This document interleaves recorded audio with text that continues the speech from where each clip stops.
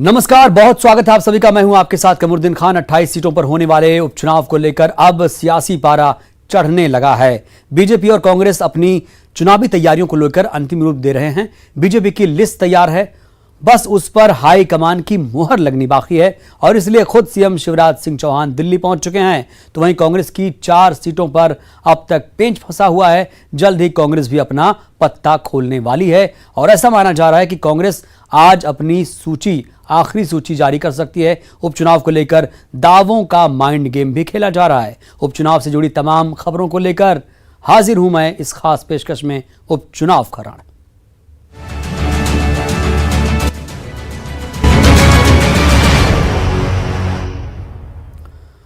तो बड़ी खबर यह है कि मुख्यमंत्री शिवराज सिंह चौहान दिल्ली पहुंच चुके हैं। बीजेपी चुनाव समिति की बैठक है, उसमें शामिल होंगे।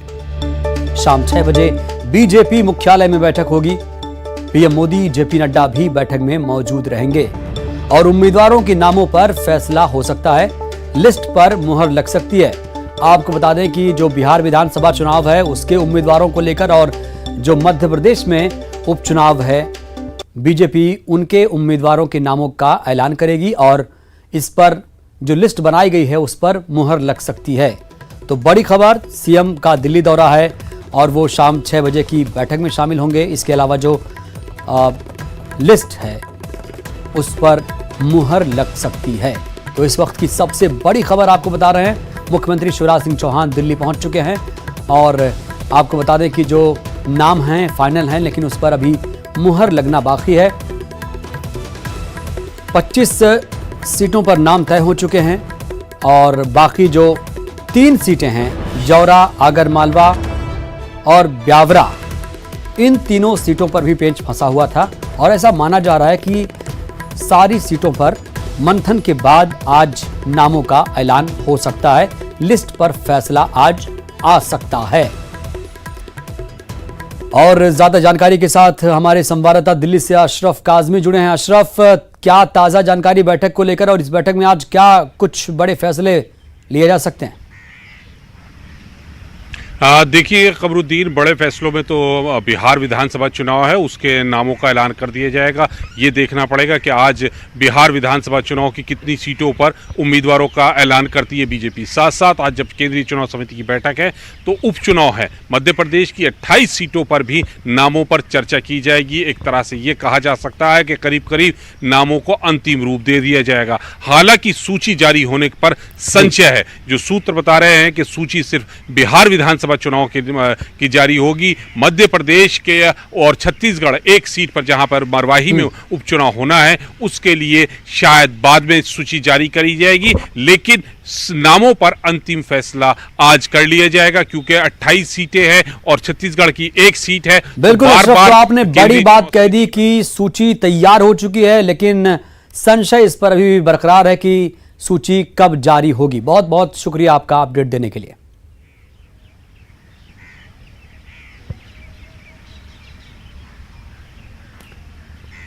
तो दिल्ली में मुख्यमंत्री शिवराज सिंह चौहान इस वक्त हैं और आपको बता दें केंद्रीय चुनाव समिति की बैठक है शाम 6 बजे। इस खबर पर लगातार हमारी नजर बनी रहेगी। बात करेंगे कांग्रेस की, जहां पर आज उसकी आखिरी सूची आ सकती है। 4 सीटों के लिए फैसला हो सकता है, नामों का ऐलान हो सकता है। मुरैना, मेहगांव के लिए उम्मीदवार होंगे, बड़ा मेलहरा और ब्यावरा सीट के लिए उम्मीदवार हैं। तो 4 सीटें आपको बता दें, 4 उम्मीदवारों का ऐलान हो सकता है और 24 सीटों पर उम्मीदवारों के नामों की घोषणा हो चुकी है। इसके अलावा जो बाकी 4 सीटें हैं, मुरैना, बड़ा मेलहरा,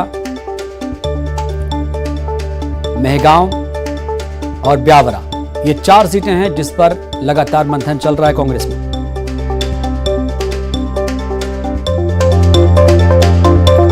और ज्यादा जानकारी के साथ हमारे संवाददाता शरद श्रीवास्तव जुड़े हैं भोपाल से। शरद, 4 सीटें जो कांग्रेस की बची हुई हैं, मसलन मुरैना, मेहगांव, बड़ा मेलहरा और ब्यावरा, इन 4 सीटों पर माना जा रहा है कि आज नाम फाइनल हो जाएगा और सूची भी, आखिरी सूची आ जाएगी आज।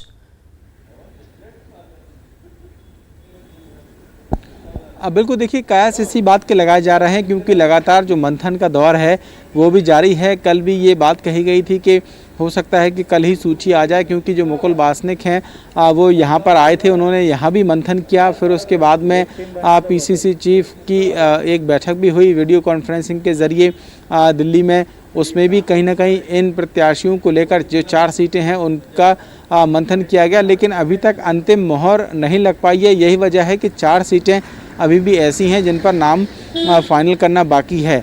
ये कयास ज़रूर लगाए जा रहे हैं कि आज हो सकता है कि नाम फाइनल कर दिए जाएं, और अगर आज नहीं होता है तो फिर कल जो प्रत्याशी हैं उनका नाम अनाउंस होना लगभग तय माना जा रहा है।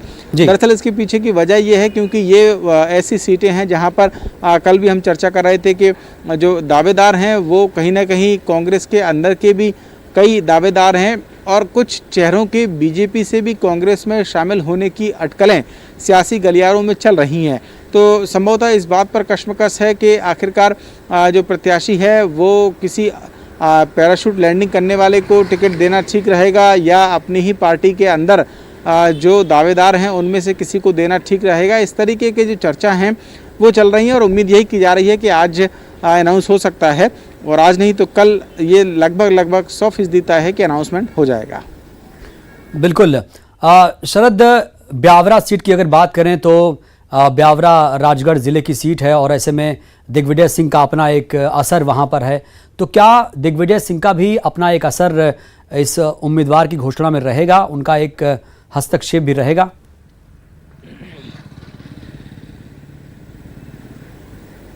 बिल्कुल, देखिए इस बात से इनकार नहीं किया जा सकता। जैसा कि आपने कहा है, भले कितना दखल होगा ये देखने वाली बात होगी, क्योंकि इस वक्त जो उपचुनाव होना है जिन सीटों पर, उनमें से सभी पर जो कमान है और कमांड है वो कमलनाथ ने अपने हाथ में ले रखी है।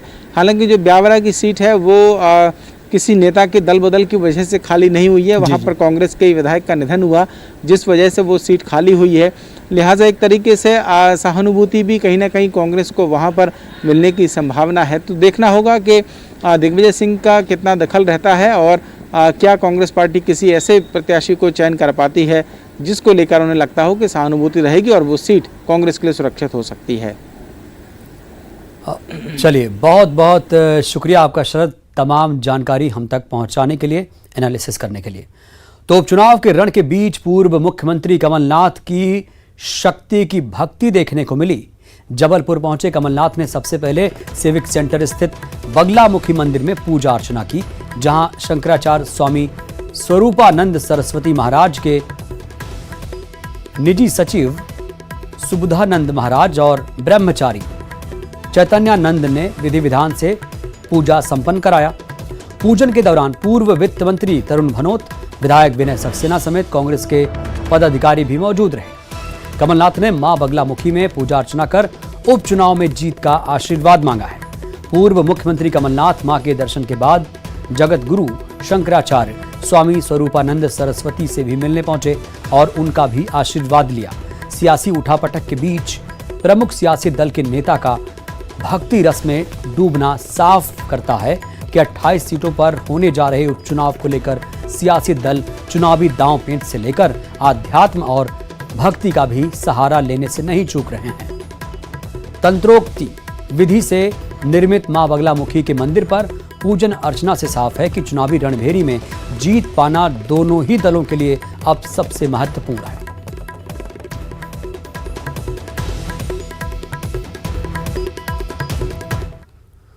प्रदेश के 28 विधानसभा सीटों पर होने वाले उपचुनाव को लेकर दोनों ही दलों ने अपनी तैयारी मुकम्मल कर ली है।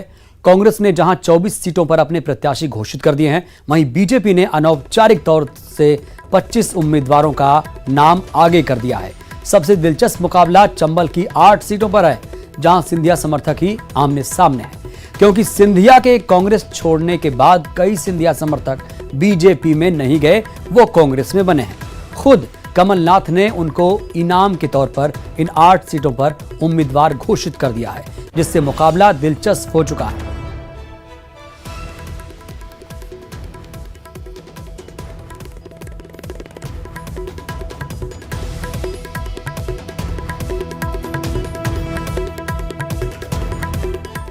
कारण क्या हुआ कि ग्वालियर चंबल संभाग जो है ना, 36 सीटें थी, 36 में से 26 सीटें सिंधिया जी के चेहरे पे जीत के आए थे, कमलनाथ जी के चेहरे पे जीत के नहीं आए थे। उन सबको लगा कि सिंधिया जी मुख्यमंत्री बनेंगे, इसलिए बम्पर मतों से जीत के आए थे।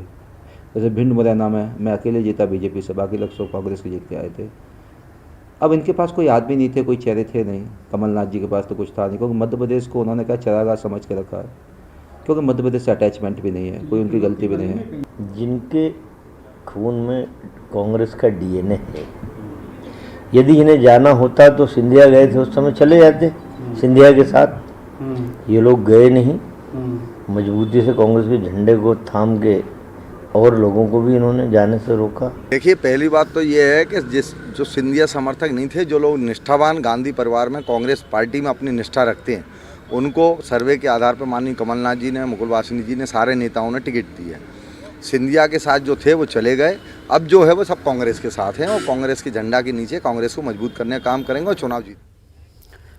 कांग्रेस के 30 दिन में दोबारा सरकार बनाने के दावे पर बवाल मच गया। बीजेपी के राष्ट्रीय महासचिव कैलाश विजयवर्गीय ने आज इंदौर में कहा कि कमलनाथ की उम्र हो चुकी है, इस उम्र में उन्हें नींद नहीं आती, इसीलिए वो इस तरह के सपने देख रहे हैं जो कभी पूरे नहीं होने वाले। ये क्या है कि इस उम्र में नींद नहीं आती, तो आदमी सपने देखता है तो अच्छा है, देखना चाहिए भाई, सपने देखने में कोई बुराई नहीं है। कौन सा कॉन्फिडेंस है उन्हें? मैंने बोला सही आपको कि इस उम्र में नींद नहीं आती, नींद कम हो जाती, तो रात में सपने देखते हैं। खंडवा में पूर्व विधायक नारायण पटेल की जुबान फिसल गई और उन्होंने सभा को संबोधित करते हुए कमल की जगह पंजे को वोट देने की अपील कर दी। मंच से बोलने के बाद नारायण पटेल को एहसास हो गया कि कुछ गलत बोल दिया। उन्होंने तुरंत जनता से माफी मांगी। बता दें कि नारायण पटेल कुछ दिन पहले ही कांग्रेस को छोड़कर बीजेपी में शामिल हुए हैं। 3 तारीख को जैसे ही आप मतदान करने जाएं, स्कूल में या कोई भवन में, तो उसमें सीधा पंजा दिखना चाहिए। कांग्रेस के साथी भी आएंगे, पंजा नहीं, खून दिखना चाहिए। माफी चाहता हूँ, माफी चाहता हूँ, अरे माफी चाहता हूँ, खून दिखना चाहिए। और अब हम आपको दिखाते हैं एक ऐसी तस्वीर जो आमतौर पर चुनाव के वक्त देखने को मिलती है, खासकर हालांकि प्रद्युम्न सिंह तोमर इसके जरा अपवाद हैं। जी हां, ये तस्वीर है मजदूर के चरणों में मंत्री जी की। ग्वालियर में मंत्री प्रद्युम्न सिंह तोमर जनसंपर्क अभियान के दौरान एक मजदूर के चरणों में सिर रखकर आशीर्वाद ले रहे हैं। तस्वीरें आप देखिए। भवन निर्माण के काम में ये मजदूर लगा था। ग्वालियर सीट से बीजेपी के संभावित उम्मीदवार हैं प्रद्युम्न सिंह तोमर, और तोमर को आप साफ सफाई के काम में भी अक्सर देखते रहे होंगे, चाहे नाली साफ करना हो, शौचालय साफ करना हो, वो इस तरह के काम करते रहे हैं। और ये इस तरह का एक उन्होंने फॉर्मूला इजाद किया है कि अब वो सबको नमन कर रहे हैं, चरणों में गिरकर वोट मांग रहे हैं। अब देखते हैं इनका ये जो फॉर्मूला है कितना काम आता है चुनाव में।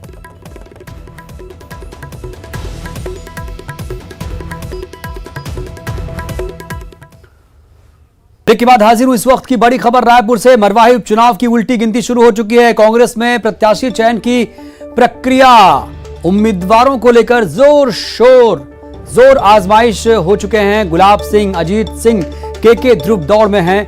पीएल पुनिया 9 अक्टूबर को रायपुर आएंगे।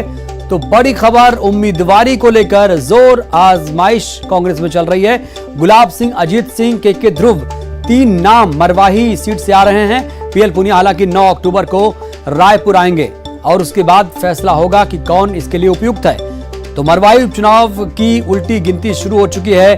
कांग्रेस में प्रत्याशी चयन की प्रक्रिया भी तेज हो चुकी है। उम्मीदवारों को लेकर आपको बता दें 3 नाम सामने आए हैं उम्मीदवारी को लेकर। गुलाब सिंह, अजीत सिंह, के ध्रुव, ये 3 नाम, 3 दावेदार इस सीट के लिए आए हैं। हालांकि 9 अक्टूबर को पीएल पुनिया रायपुर आएंगे। उसके बाद फैसला होगा कि इस सीट के लिए, खास तौर से मरवाही सीट के लिए, कौन सबसे उपयुक्त उम्मीदवार है।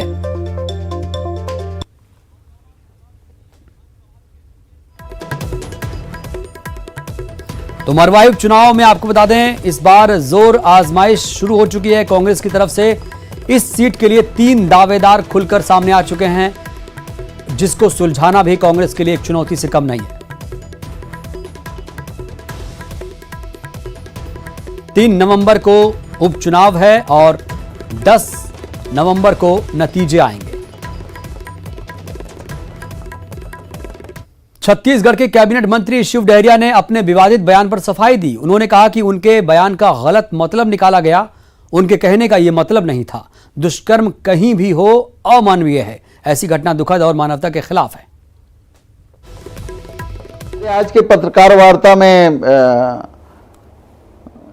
जो बातें आई है उसको जिस तरह से प्रस्तुत किया जा रहा है वैसा कुछ नहीं। मैंने दुष्कर्म की घटना को छोटी घटना नहीं कहा है। दुष्कर्म की घटना हमेशा बड़ी घटना होती है और मैंने दुष्कर्म के बाद हुए घटनाक्रम के संबंध में अपने विचार व्यक्त किए थे।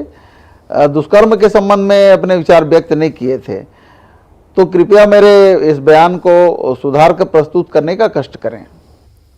बलरामपुर और जशपुर के बाद कोंडा गांव में भी गैंगरेप की वारदात सामने आई, जहां युवती को लिफ्ट देने के बहाने 3 लोगों ने ट्रक में बिठाया और उसके साथ बलात्कार किया। मामला 1 अक्टूबर का है, जब महिला कोंडा गांव जाने के लिए सड़क के किनारे खड़ी थी। वहां ट्रक से पहुंचे 3 युवकों ने उसे लिफ्ट देने के बहाने ट्रक में बिठा लिया। उसके बाद उसे केशकाल ले गए, जहां तीनों ने महिला के साथ हैवानियत की। उसके बाद पीड़िता को धरसींवा लेकर चले गए, जहां कुछ लोगों ने शक होने पर पुलिस को इस बात की जानकारी दी। पुलिस को बुलाया, जिसके बाद तीनों आरोपियों को गिरफ्तार कर लिया गया। आपको याद दिलाना बहुत जरूरी है, बलरामपुर में 14 साल की नाबालिग के साथ दुष्कर्म की वारदात सामने आई है। वहीं जशपुर में भी एक नाबालिग कोरवा गर्भवती लड़की की संदिग्ध मौत पर आंदोलन तेज है। रोके और उनको बैठाए। उन्होंने बताया कि मेरे को कोंडा गांव उतरना है, तो महिला को कोंडा गांव में नहीं उतारे उनके बोलने के बावजूद भी, और उसको केशकाल ले आए। केशकाल से घाटी के नीचे ले जा करके उन्होंने तीनों अपराधियों, बसंत बघेल है और एक तुम्हारा संदीप गुप्ता है और संजय दुर्गम, ये तीनों अपराधी जो है उनके साथ बारी बारी से बलात्कार किए घाटी के नीचे ले जाकर ट्रक के अंदर। और फिर वहाँ से उसको रातों रात ले करके रायपुर गए। रायपुर सिलतरा में जब गाड़ी खाली करने के लिए गए तो वहाँ कुछ लोगों इनको महिला को देख करके घेर लिए और 112 को फ़ोन किए। जब पुलिस आई और ले जाकर पूछताछ किए तब उसने बताया कि मेरे साथ ये तीनों अपराधी जो है बलात्कार किए हैं। तब थाना धरसींवा में वहाँ 0 में अपराध पंजीबद्ध किया गया और हमारे पुलिस अधीक्षक के माध्यम से टीम भेजा गया लाने के लिए रायपुर। फिर वहाँ से कोंडा गांव की पुलिस जा कर के पूरे अपराधी को लाए। महिला सुकमा में 5 लाख रुपए के इनामी नक्सली की मौत हो गई। बताया जा रहा है कि दोरनापाल LOS कमांडर नक्सली मड़कम रमेश की बीमारी से मौत हुई। उसके पिछले कुछ दिनों से बीमार होने की खबरें मिल रही थी। रमेश को खांसी बुखार की शिकायत थी। मड़कम रमेश सुकमा जिले के जगरगुंडा के पुलनपाड़ का रहने वाला है। उसके मौत की जानकारी SP शलभ सिन्हा को सूत्रों के हवाले से मिली है। पुलिस मामले की जांच कर रही है। और भोपाल से बड़ी खबर, जहां पर 6 फीट से बड़ी प्रतिमाएं अब दुर्गा पंडालों में विराजित हो सकेंगी। नई गाइडलाइन को लेकर मूर्तिकार लगातार बात कर रहे हैं। 12 दिनों में बड़ी प्रतिमाएं तैयार नहीं हो पाएंगी। पहले 6 फीट से ऊंची प्रतिमाओं की इजाजत नहीं थी और अब तक कुछ ही बड़ी प्रतिमा तैयार की गई हैं। अब कम ऊंचाई की प्रतिमाओं को अंतिम रूप दे रहे हैं मूर्तिकार। 12 दिन में बड़ी प्रतिमाएं नहीं तैयार हो पाएंगी, ये मूर्तिकार लगातार कह रहे हैं। अभी भी मूर्तियों को अंतिम रूप देने का काम लगातार चल रहा है, तो बार बार गाइडलाइन बदलने के चलते कामकाज भी प्रभावित हो रहा है, क्योंकि जो गाइडलाइन पहले आई थी उसके हिसाब से मूर्तिकार अपना काम कर रहे हैं।